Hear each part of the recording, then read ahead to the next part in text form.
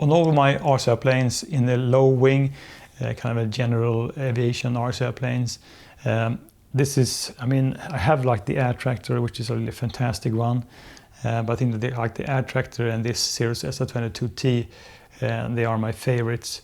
I think, I mean, I've always been kind of fond of this really sleek wing of this RC airplane. So it doesn't have like a thick wing core, but still it can fly slow. So let's go outside and fly the Cirrus.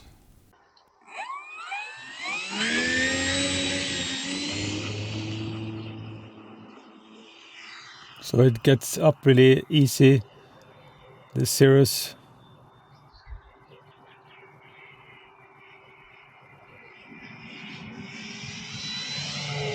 Really nice power from this RC airplane.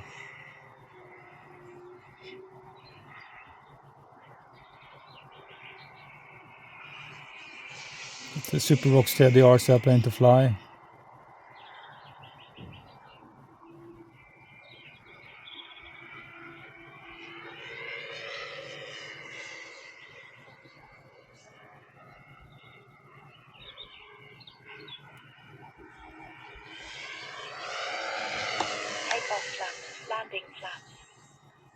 You have flaps on this RC airplane which slow it down. It's not as dramatically slowed down as something like the MAL M7.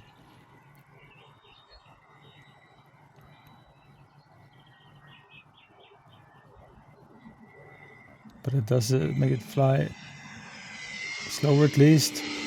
There is a little bit of wind today.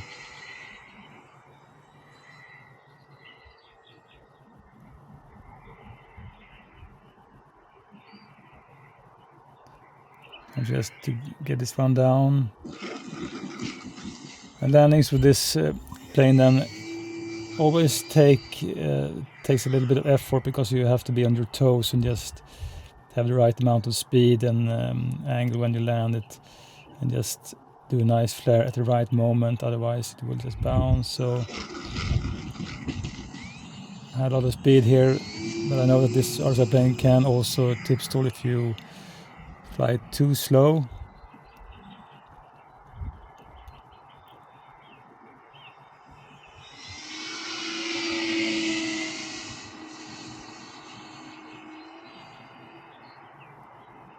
I mean, there are so many RC airplanes at the market, but I think that there's always a lack of like these general aviation RC airplanes, like civilian RC airplanes, and especially in the low wing category, because most low wing RC airplanes are warbirds, and I really enjoy these civilian planes.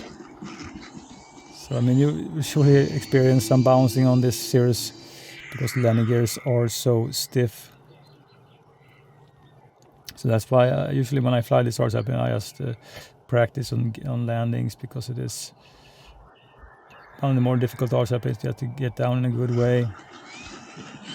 Most often I just try to get one of the landing gears, the rear landing gears, main landing gears, down first, and then it will be a really smooth landing.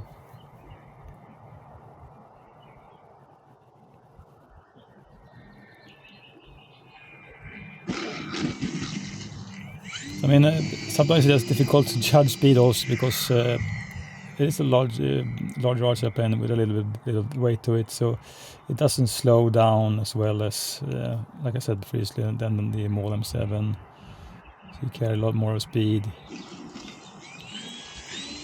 And the trick is just to flare at the right moment, at the right speed, and get it down with the right angle. So there are things that just have to be in the right place, and then you can see that the wind do actually kick down, kick this RC airplane around.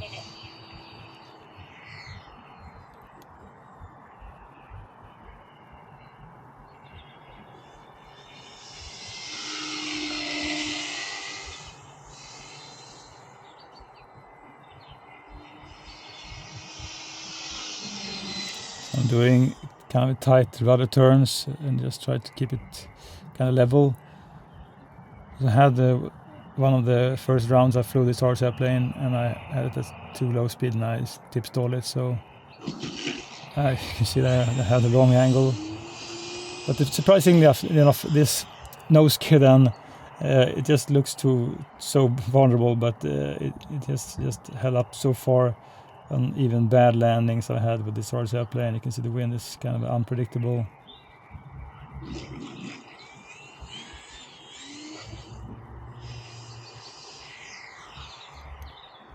So most of my flights with the Cirrus then just contains a lot of landing practice.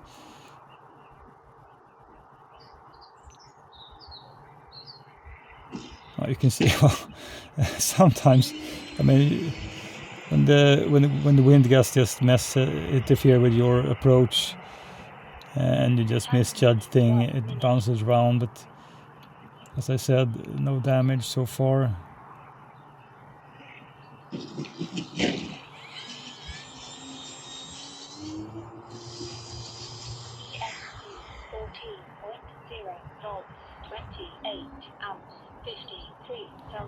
So if you compare them like tail draggers and tricycle gear RC airplanes, I mean, usually you don't have to worry too much about ground loop things than when you have like this one, a tricycle gear RC airplane. Then again, you might have these kind of interesting landings, and I mean, this Cirrus, it is a little bit difficult just to judge the speed when you have the plane coming towards you, and it still just carries a lot of speed.